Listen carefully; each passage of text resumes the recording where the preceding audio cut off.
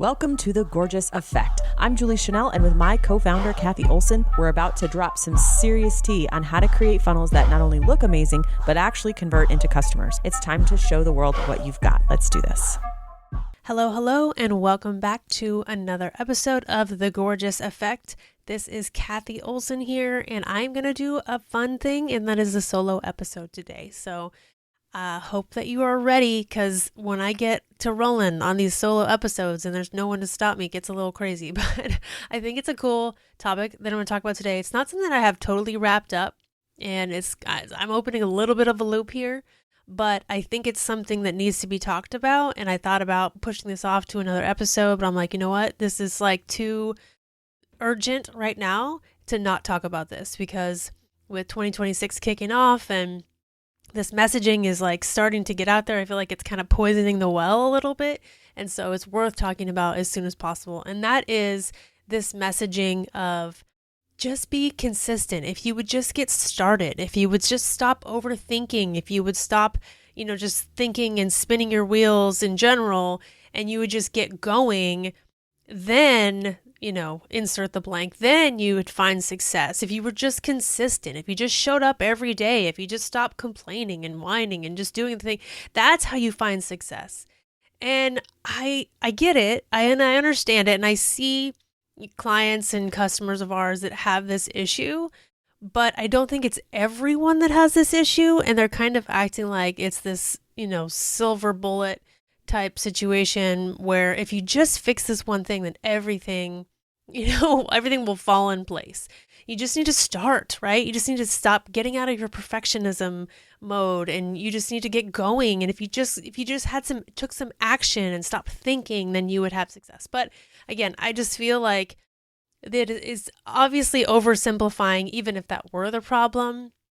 And I think that there are two different types of people. I think that there are overthinkers who stay stuck, but I think there are maybe even more people that actually think just enough and then they move.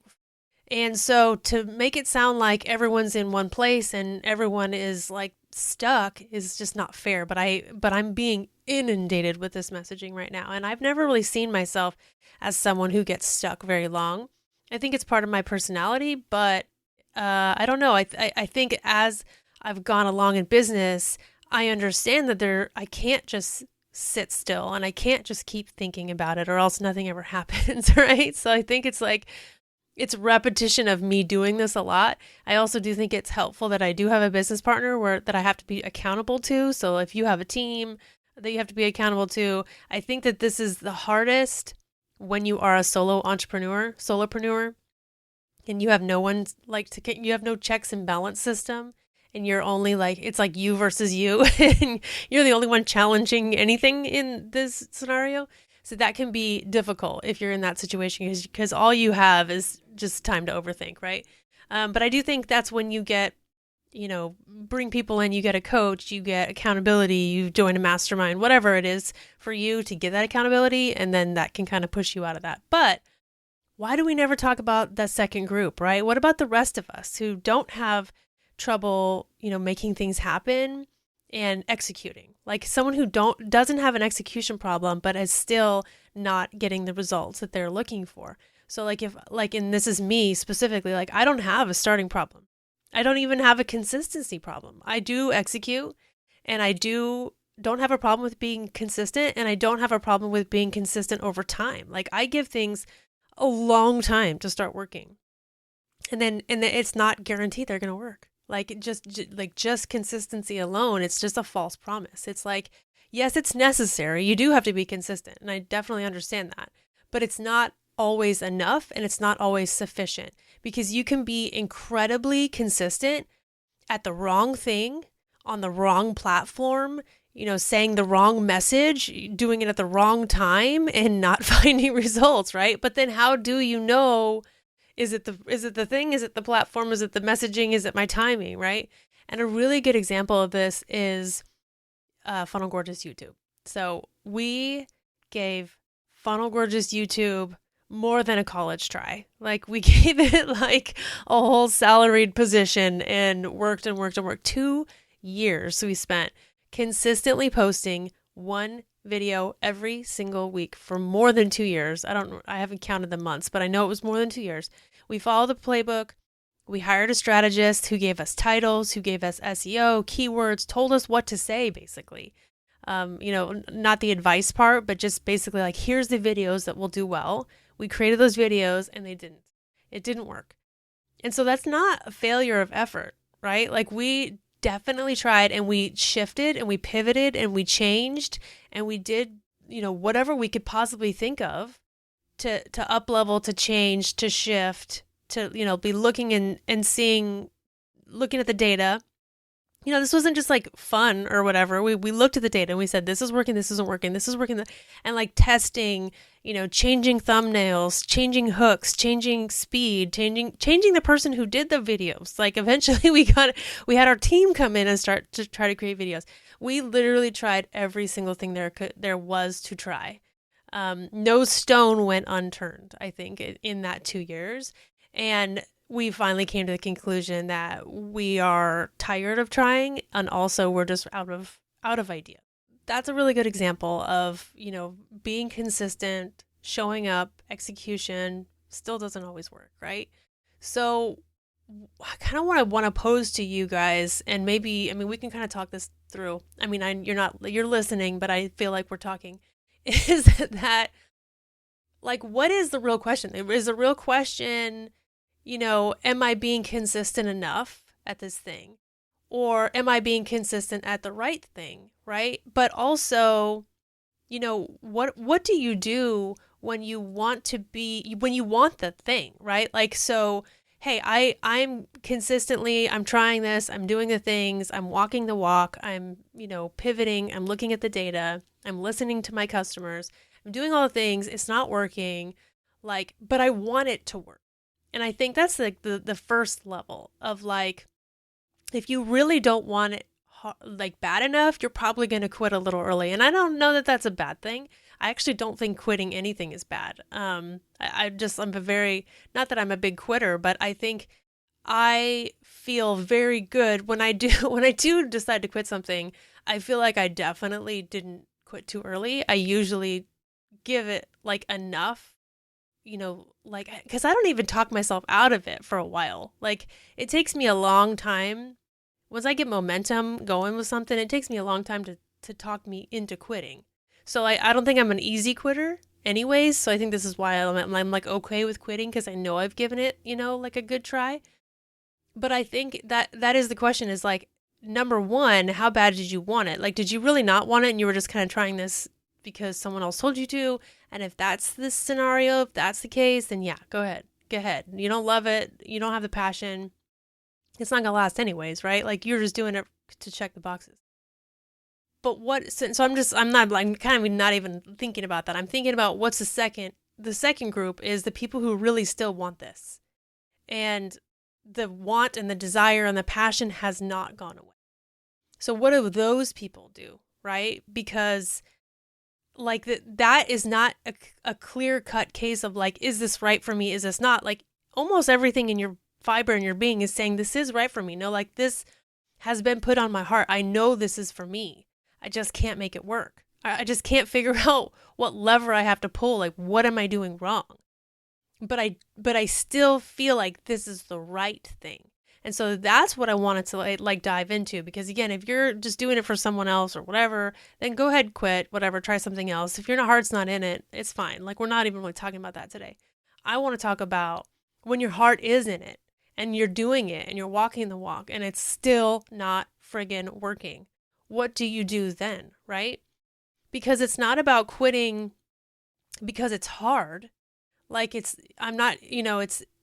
quitting when you lose hope, right? Like, or feeling like, should I be quitting? Because maybe this dream isn't for me. Like, you start to question it, right? Like, it feels like it's right for me. It feels like something I want, but maybe it's not. Like, maybe I'm just like too like in the clouds about this and it's not for me, right? Because why else am I having all this trouble? I do think, though, and I'm sure you guys agree, that just because something's hard doesn't mean it's not for you. I actually would think the opposite. I think when something is hard, it means you should do it in a way, right? Like nothing that's been worth it for me has been easy. Like when I look at like my whole life and I say, oh, here's like the big, lever pullers, right? The things that made the biggest impact and change in my life. Those were some of the hardest things I've ever gone through. So I see hardship as worth it and a challenge, and you're on the right track, which is maybe a weird way to think, but it is the way that my life has gone, I guess. And I don't know. I feel like you guys know what I'm saying. It's like some of the hardest things I've done have been the best, and they've ended up being the best, right? So I don't see like opposition or like swimming upstream as a reason to quit or a reason that like you're not on the right track. And conversely, it doesn't work the other way. I wouldn't say because something's easy, it means it's not a good fit.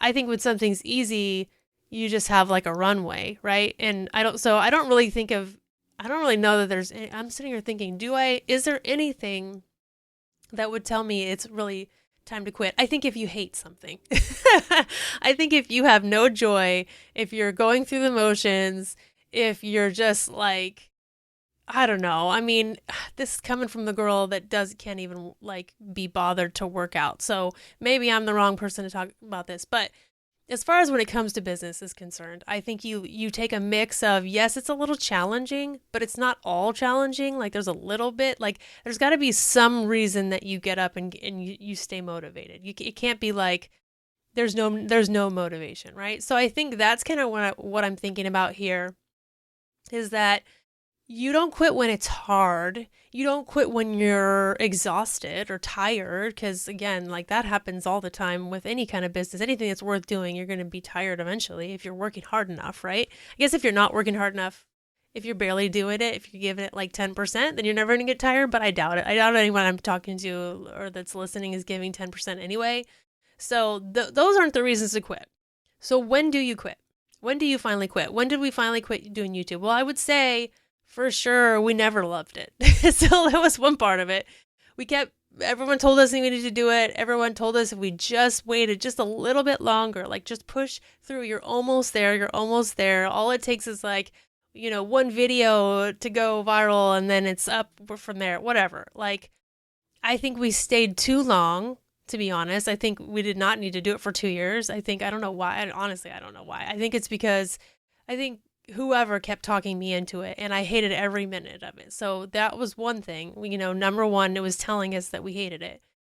But I don't think we allowed ourselves to quit until there was nothing left to try. There were no more variables to test in this scenario. Again, we tried, okay, let's focus on thumbnails. Okay, let's focus on topic. Okay, let's focus on hooks. Okay, let's focus on talking points. Okay, let's focus on, keywords that we're using. Okay, let's focus on lighting. Let's focus on different video styles. Let's focus on doing series. Let's focus on not doing series. Let's focus on doing lives. Let's focus on, it was like everything you could think of. Again, like having Julie do more of the videos, having me do more of the videos, having our team do the video. Like we tried everything. And eventually it was like we are out of things to try. We are out of things to test, and we hate this. So why are we doing this anymore? Like there was no longer even a reason to keep going, right? There was no like talking our way out of it. There was no justification. There was no indication it was helping our business. Like it was just a distraction at that point. So at that point, yes, 100% quit. We should have quit sooner if we're being honest. But we were still willing to try, like, hey, let's kind of have it going. So I think that's like when you fully quit. So then the last question kind of comes. So if you're not ready to quit, if you do love it, if you do want it to be successful, then what do you do? What do you change? What do you shift? And how do you figure out what to shift? I think what you do in that situation is at first you start looking at the data. That would be the first place I would look. I would try to diagnose which area is not working instead of just saying it's all not working, right? So looking and saying, okay, like let's say it's a sales page, right? like all the way from the top. Let's say they're starting from an ad. Are people clicking from the ad, right? Like, are you getting people to go to the ad? And then if they're landing on the sales page, are they signing up? And if they are signing up and they're getting, like let's say they're getting a freebie or something in the beginning, and it's like a PLM funnel style, right? Where are they getting stopped in the funnel? And then going, okay, that's the problem, right? So they're coming from the ad, they're doing great, they're signing up for the free thing, they're hitting, the next offer, and that's when they're struggling, right? Or maybe they're, or maybe it's an OTO. Maybe they get to the OTO and they're not, the percentage on the OTO is really low, right? So like, where's the breakdown? And that's what you shift and that's what you change. So for an actual example of what I've been dealing with lately is with social media and getting people, like growing our following. So my job is kind of between me and Julie in our business is really to be like the outward facing and marketing kind of, front of house, right? I guess, or whatever, right? Like bringing people in the door, getting them interested to learn more about Funnel Gorgeous or our courses or whatever, right?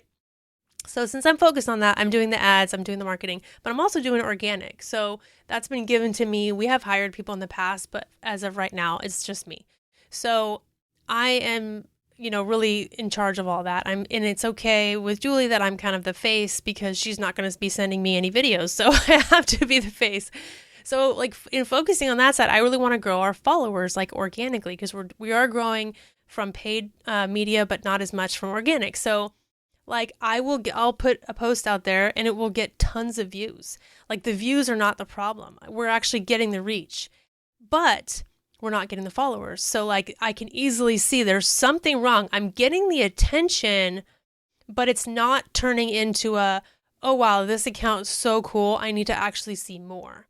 So that's where like my focus has been lately on tweaking the hooks and stuff like that is like not just getting the attention because I can get attention.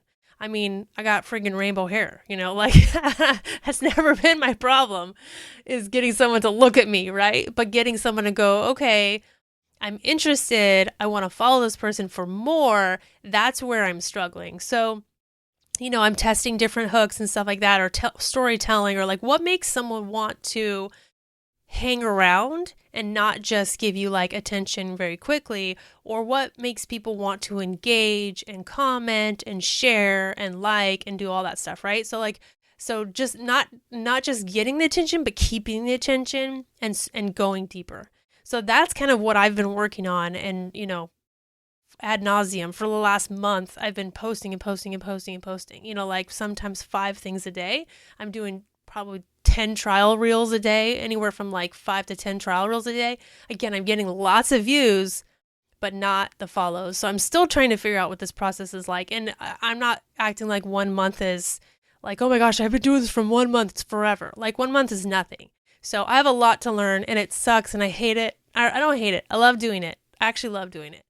I hate not having the results and feeling like the hopelessness is starting to set in because you have to have some wins, in order to kind of keep your momentum going and your excitement and your and all that. So again, I do know what the problem is and I have diagnosed that. So now it's my job is to shift the variables and see, okay, well, why didn't I try this type of hook? Oh, that still didn't work. Okay. So what if I try this? Oh, nope, still didn't work. Okay. What if I try it? I mean, there's like so many things I can try and I'm not going to like run out of things anytime soon. So that's where I'm at. I'm in the middle of this, but I had to know what the drop-off point was. And again, if it was me getting attention in the beginning and not getting the views, then I would have known, oh my gosh, I got to stop the scroll, right? But I figured that out. At least I got one thing down, guys. I got to stop the scroll down. That's actually a pretty hard part. So I got that going. I had even retention. People are watching the full video, but they're still not following. So like what? So I've got some good things going for me. I just have to figure out that broken piece. And right now it's worth it to me to test, to tweak, to change. And again, I'm not overthinking anything. I'm trying as fast as I possibly can do. I'm creating video after video after video after video. It's like I am going after the thing. So I think this is the mindset we need when we get to a situation like this of like, like keep trying, keep testing, figuring out where it's broken, and then you just go with it. And I think the next step for me after this would be keep trying, keep trying, keep trying. Eventually, if I get still no success, I'm going to have to like up level and get more help, get like a strategist, get like someone to actually look at the content and see the blind spot that I'm missing. So I would say that's probably the next step. So number one, figuring out where it's not working, switching the variables around. Once the variables, there's nothing left to switch at this point, or I'm running out of steam, bring in some outside help, bring in a coach, bring in someone to kind of take a look at it and see what I'm missing that I'm skipping over, or that I'm taking for granted, or that I'm just not saying. Like, I just need the outside eyes, right? Questioning my assumptions and figuring out what I'm getting wrong or what I'm not seeing, right? I think that's what, like, the next level of what you do with that. And then I think once you've done that, you bring in outside eyes. They've given you feedback, you've done it, and it's still not working. That's when you get to a point of like, okay, is my heart still in this? Do I hate this now? Have I covered every stone? Have I tried everything? And that's when you're allowed to quit, right? So I think those are kind of the levels that I'm taking now, and I think that that you guys should be taking as well. But I'm interested to see if you guys have any other tips or tricks or things that you do to kind of hype yourself up when things aren't working. Do you disagree with anything that I kind of said? I would love to hear from you guys, since it is a solo episode and I don't have anyone to bounce this off of. I would love to hear from you guys and see. And if you are, a content strategist and you see problems with our content, please let me know. please message me on Funnel Gorgeous. I would love to have your opinion to see, like, if you want to help me out with figuring out what am I missing here. But other than that, I hope this was helpful. And I hope if you are that type of person who's like the other type that doesn't have problems executing, if this really helps you today, because I don't think enough people talk about this. And so I want to get this out there and start having this conversation. And so we don't feel like we're alone. So thanks so much for hanging out with me, and we'll see you on the next one. Hey gorgeous, thank you so much for listening to today's episode. And if you're thinking, okay, but what now? We've got you. So just for listening today, we want to give you a gift. Head over to learngorgeous.com. We're going to grab some free resources, free trainings, this month's specials, and everything you need to keep going. Until next time, make it gorgeous.